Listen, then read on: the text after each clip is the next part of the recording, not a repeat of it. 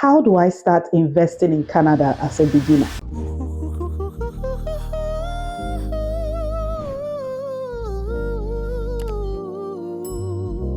First of all, the fact that you are asking yourself this question is in itself an actual first step to invest in. No matter your income level, it's always a fantastic idea to start investing even with a minimum wage income. Do you know why? Because of the power of compounded interest. You all know that time waits for no one. So instead of just waiting till you start earning that huge income or you hit that big milestone in your business, start with as little as $50 here, $100 there, and keep going and growing from there until you are able to get to the point of investing those huge amounts of money. Most people delay investing because they either do not understand anything about investing or they think it's just too complicated. I understand that. I understand that feeling because I felt that way too. But let me tell you guys, it is not as complicated as you think it is. And that's why I am making this video, because in today's video, I'll walk you through 6 steps that you can follow if you want to start investing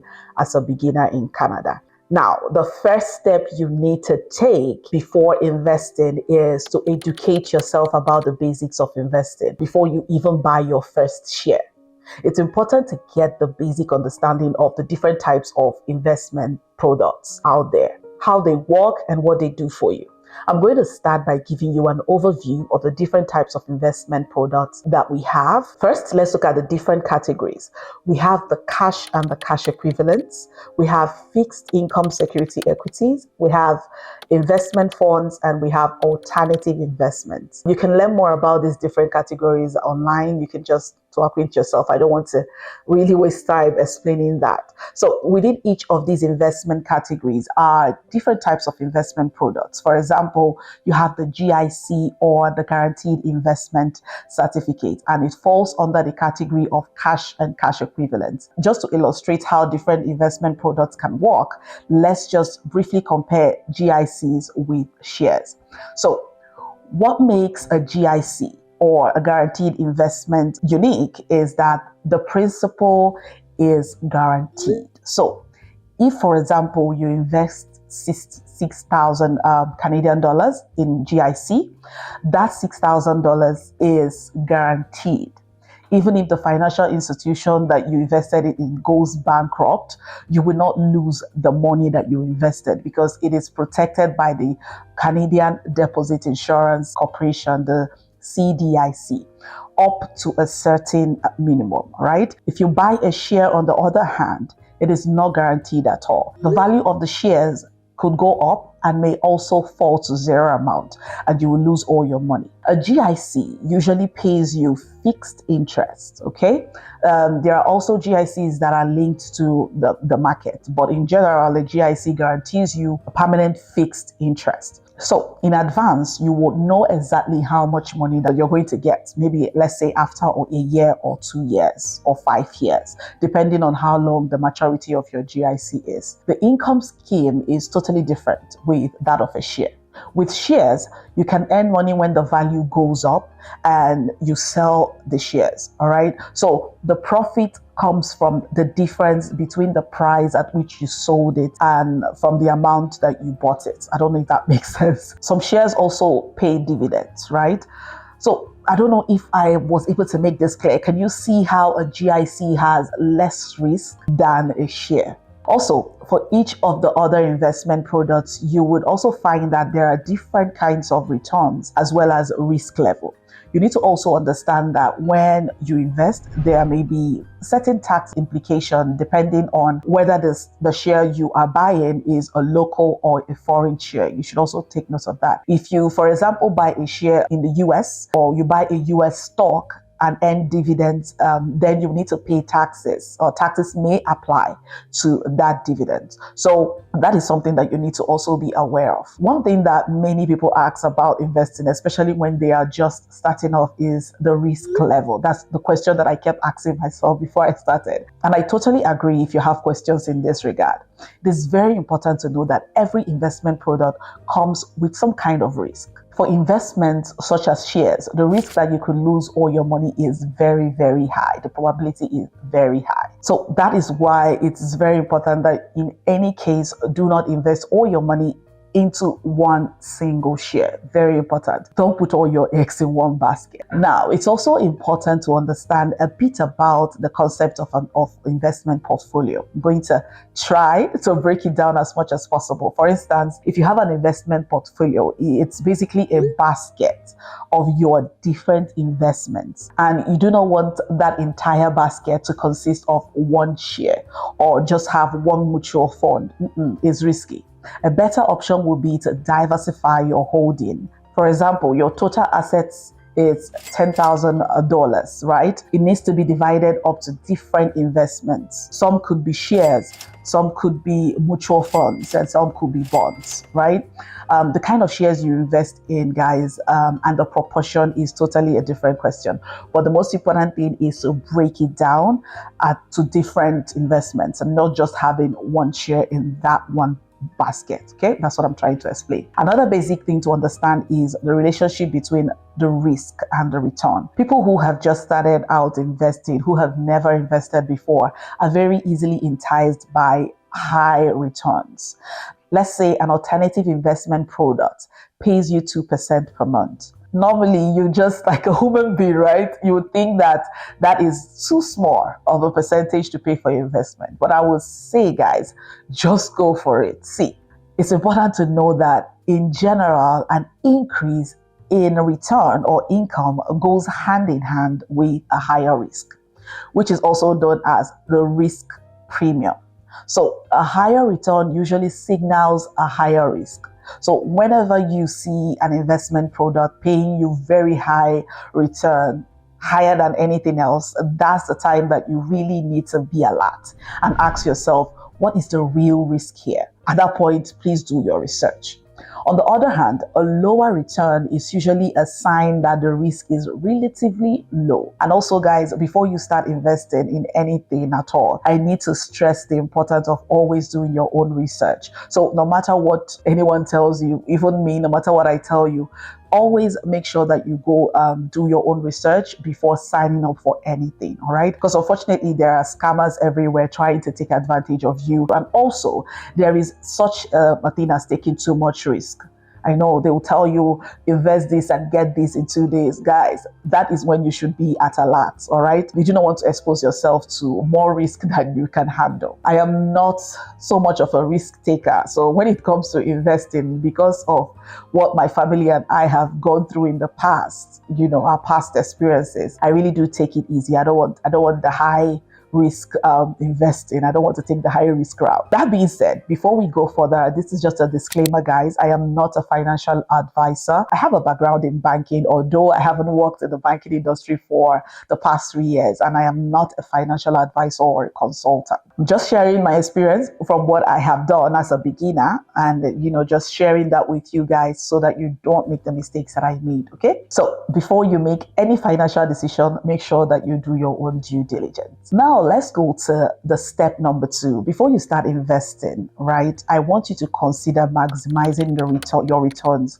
with registered savings plans or the tax sheltered accounts in Canada. These are registered accounts like the TFSA, the Tax-Free Savings Account, or the RRSP, which is the Registered Retirement Savings Account. There's also the Education Account for those going to school and other registered accounts, really. To give you a brief overview, the RRSP and the TFSA each are like pots into which you can invest money, right?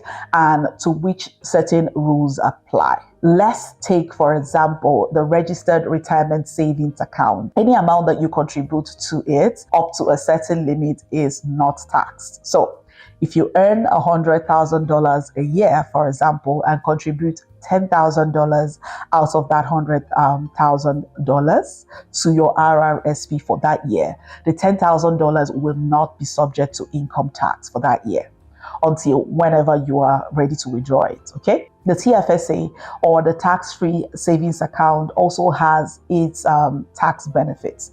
The difference is that the money that you invest into your TFSA has already been taxed, okay? Let's say that your gross income is $8,000, and for simplicity's sake, let's say your take-home pay, which is your net income, is $6,000, all right? And from that $6,000, you take $5,000 and put in your TFSA. That means that the $5,000 had already been taxed, right? So the benefit here is that the $5,000 in your TFSA can go tax-free. So when you buy shares, for example, using that $5,000, and over, let's say, for a period of 5 years, that investment grows to become, let's say, $10,000. And if you're able to sell your shares at that point, that $5,000 profit will not be taxed, because the money had already been taxed before you put it into the TFSA. I just hope I'm making sense.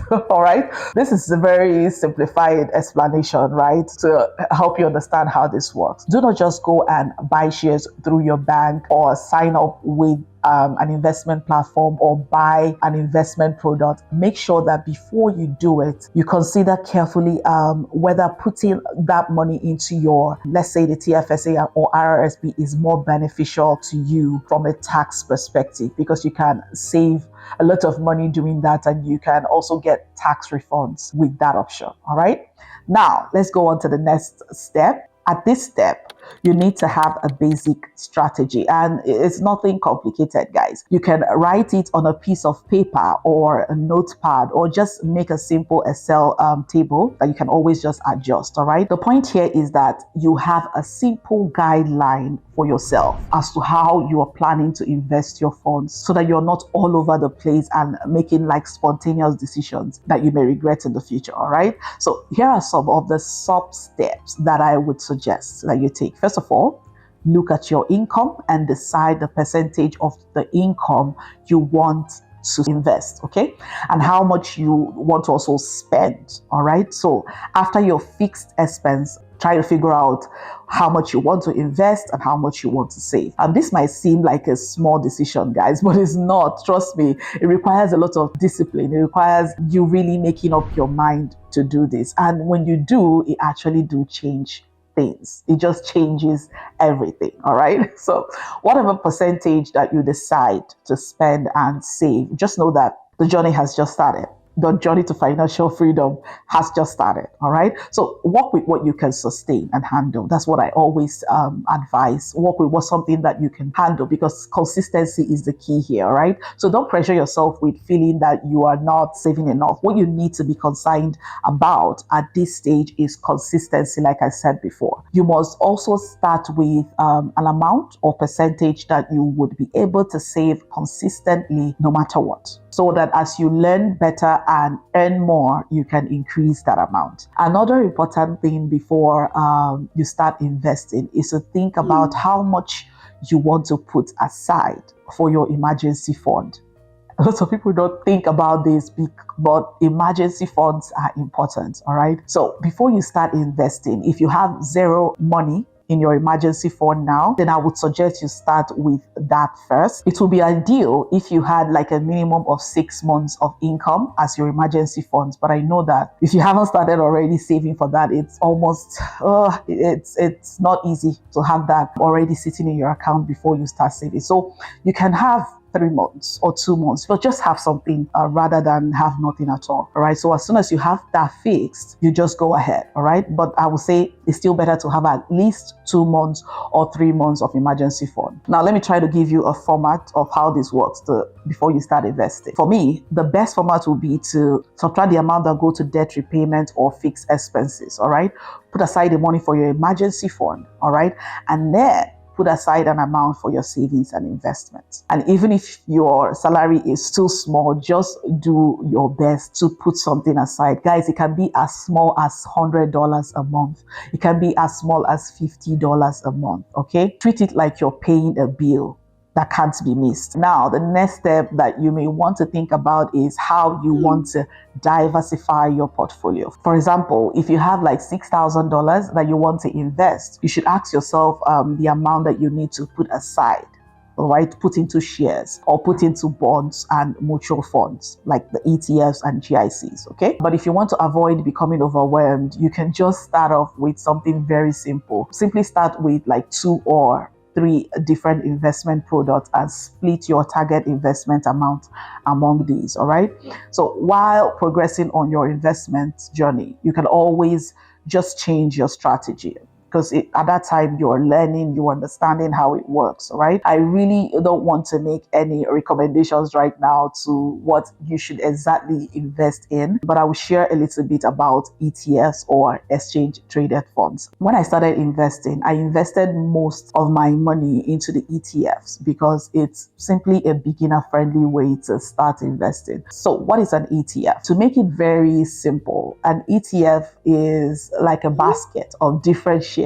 All right, it could have like 100, 200, 300 shares within it. For example, there is an ETF or exchange traded fund that mirrors the SP 500. The SP 500 is a stock market index that tracks the stock performance. All right, and usually it would have some certain percentage. In simple terms, if you buy the SP 500, it's as though you are investing in each of these 500 companies, although that tiny piece is like 0.000%. All right. So in Canada, you can find an ETF that mirrors the exact movement of the SP 500. So why are ETFs a good option for beginners? Well, it is a great option because an ETF itself is already diversified. Okay, it already contains various shares, usually the top shares in some categories. It could be the largest companies, a top paying dividend, and so on. A lot of the work is kind of already done for you, and you don't have to start guessing. You don't have to start researching each of the stocks by yourself or trying to make a decision as to which stock you want to invest in. And that's especially why it is very, very useful for beginners, because as a beginner, you don't want to really go through that. You don't really have much knowledge about the market, all right, as to someone who has been doing it for a long time. The next step is probably the most important step, guys. Start soon, but slow. I'm sure you're asking, Zini, what does this even mean? Well. When I say start slow, what I mean is start with small amounts, right? As a beginner, don't go in there and immediately invest all the money that you have saved up. At the beginning of my investment journey, I started off with very small amount of money, as little as $50 or $100 per month. The advantage of doing this is that it's a way that you are able to learn more about investing. You can gradually increase the amount that you are investing without making investment mistakes. So the more you learn about it, the more you are knowledgeable, you are able to increase that amount. But just always start small, guys. Another advantage of starting with like small sums of money is that it gives you the opportunity to invest no matter how small you earn. I know that there are people who don't really want to start investing because they think that they need to, wait until they have that 6-figure income until they have $1,000 to spare each month. But guys, it would take time, all right? And it would only delay you for no reason. Nowadays, there are so many online platforms where you can invest your money, and you can start with sums as little as $50 or $100. So there is really nothing keeping you from starting this investment journey because it's time bound. The more time you waste, the more money you lose. That $50 that you used to eat out or buy clothes at Walmart or at the store without even batting an eye, you can invest that amount and it will yield you more money in the future than just spending it on things that you can avoid. While I encourage you to start slow, you also want to make sure that you start as soon as you can, just like I've been saying. Do not delay the start of your investment journey for too long. We made the mistake of waiting a bit too long before investing. And when we moved to Canada, the first 2 years, we were just so busy getting settled, studying, looking for a job. Investment was the last thing on our mind. minds, and I'm sure it's like that for most people. But imagine we started immediately with that small amount that we were earning. We could just spare that amount, right? It's almost 3 years now. We would have been able to see something, right? So let's move to the next step. The next step will be step number 5, which is to pick a platform on which to invest. Guys, there are many options for this. You can just go to your bank. You can just go to your bank and have them trade for you online. Or you can sign up to an online trading platform, of which there are so many nowadays. All right. You have, example is, you have Quiz Trade. I don't know if I pronounced it correctly. You have Wealth Simple. I really like Wealth Simple.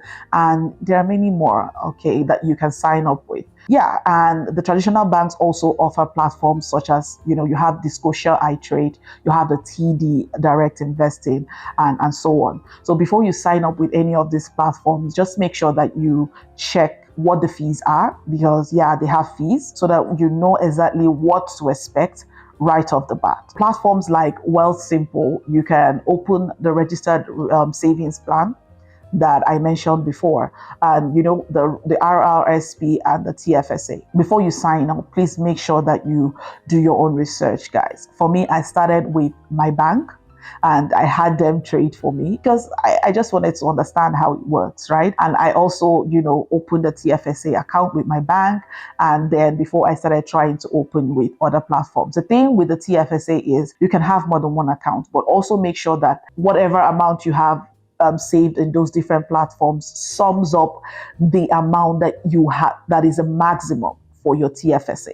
Right? So this works for me because I'm still, trying to learn the ropes of investing. And then I started trading myself when I felt a bit more comfortable. Now, after you have signed up for a trading platform, you're all set, guys. All you just need to do is to transfer your money that you've saved up for investing, and then you start investing. All right. But not so fast, because step number 6 is to research each product before you purchase it. All right. So don't just go out there and follow the crowd and just buy whatever seems to be trending and what your maybe colleagues or neighbors are buying, because it's your money, guys. You are the one bearing the risk. So you want to make sure that you are comfortable with what you're buying and only just purchase investment products that you understand. Please research. I cannot emphasize it enough. Research the products that you want to purchase, and before you get into it. I mean, of course, our understanding may be somewhat limited at the beginning, but at least you need to have a good idea of the risk involved. That's the main thing that you should look out for. But let me give an example here. If you buy an ETF, you want to ask yourself what the past performance of the ETF was and what were the management fees, right, of that ETF, because the management fees would eventually reduce your return. Those are the things that you need to research. Let me know in the comments what you think about this video. Is there like anything that I forgot to mention for the gurus out there? Let's learn. It's a learning process. Talk about it in the comment section and let's learn from you. Also, would you guys like me to come up with videos like this, more videos like this? Let me also know in the comment section, okay? Please feel free and comment below. This is, of course, not like all that there is in investing, but I think that this is like a first start. If you can start up with these 6 basic steps that I mentioned in this video, then you will be off to a very rewarding, safe investment journey. If you enjoyed this video, then you would definitely like this one that I'm going to be linking somewhere here, all right? And went into details on what the TFSA is, the tax-free savings account, and how you can start investing with it, all right? So go check it out, okay? And don't forget to subscribe if you haven't, and like this video and comment, share with people around you. As always, thank you so much for watching, and see you all in the next video.